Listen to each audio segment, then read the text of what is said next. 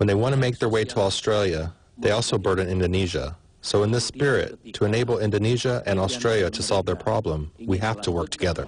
In the short time that Tony Abbott has been in power, he and his government have managed to offend the Indonesians. And while he may describe this relationship as Australia's most important, the reality is, as long as boats packed with asylum seekers keep leaving these shores bound for Australia, this issue will continue to place a strain.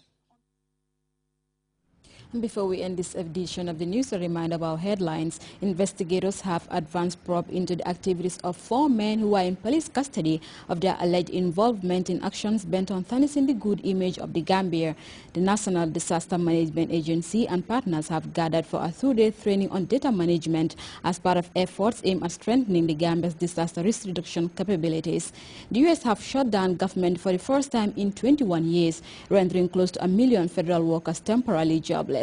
And Australia and Indonesian leaders have held talks on asylum seekers amid a row over the recent boat accident involving migrants off the coast of Java. Well, that brings us to the news. Thanks for the pleasure of your company. We'll be back at 2200 hours with more news. But until then, stay tuned and enjoy Grts programs.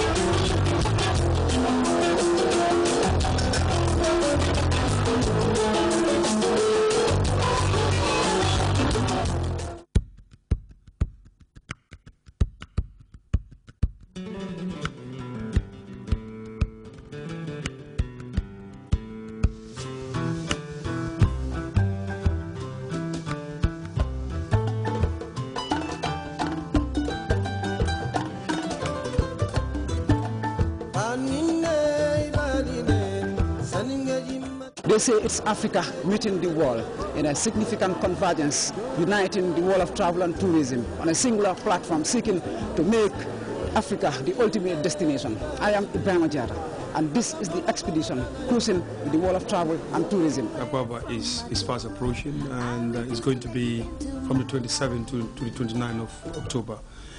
We have already gone far. Traveling to discover and explore the characterful outlook of the smiling coast. This is the expedition with me, Ibrahim Ajata. Hello and welcome. Now this week we take a glimpse back in time into what is the most reputable travel trade fair on the African continent, the Akwaaba Travel Market. As destinations around Africa prepare to journey to Nigeria for the major travel fair which happens every year, we'll be looking into preparations seeking to make this event a memorable affair. Also coming up,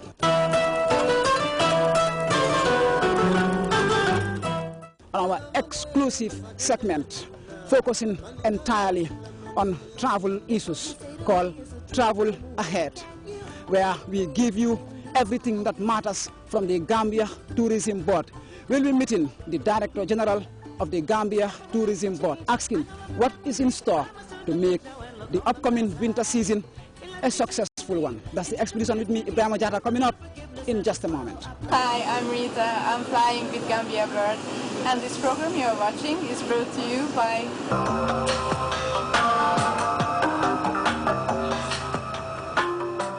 We're back again on the expedition, traveling to discover and explore.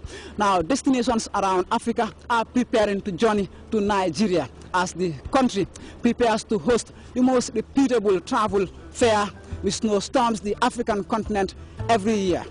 Now, you will recall the Gambia emerged as the best international stand in last year's Aquaba.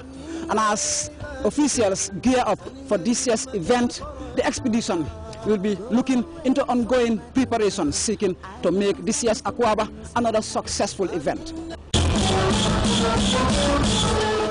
The theme for this year still stays the same as last year, promoting sub-regional tourism, because we believe that the only way we can eliminate this green season, not have enough tourists coming into a destination, is to actually penetrate the Nigerian market. And if you promote sub-regional tourism, then it will definitely help us to eliminate the seasonality of the tourism industry in the Gambia. A drive to maximize gains in significant measures, perhaps no destination to greater advantage of the travel fair than the Gambia, as officials of the Gambia Tourism Board steered a distinct marketing approach, winning quick acclaim and unprecedented interest at the fore of a diverse delegation drawing representation from the most critical aspect of the local travel and hospitality sector. The impressive Gambian Expo, which unfailingly won the prize for the best international stand, was the scene of vibrant marketing exploits, trading the exclusive Smiling Coast brand. For the case of partnership, we're working with lots of hotels in Nigeria, as you rightly say. Most of our hotels are having partners in Nigeria, and I was privileged to have a meeting with the chairman of the TMC last week from one of the executive members of Wakana, which is the most reputable tour operator in Nigeria, and they came proposal to the Gambia to actually sign some contracts with some hotels. So you can see things are moving up, and to add to our target in the Nigerian market, we are working towards getting a PR and marketing company in Nigeria who will be responsible for PR and marketing purposes in the Nigerian market. This is Magasuto. I said earlier by one of the speakers, Gambia is now the leading country in ecotourism. An example is this. Magasuto is actually made on top of the ocean. The way that beautiful lady you saw on the left is a smiling lady. In other words, this is how the Gambia is all about. And these are our self-association members.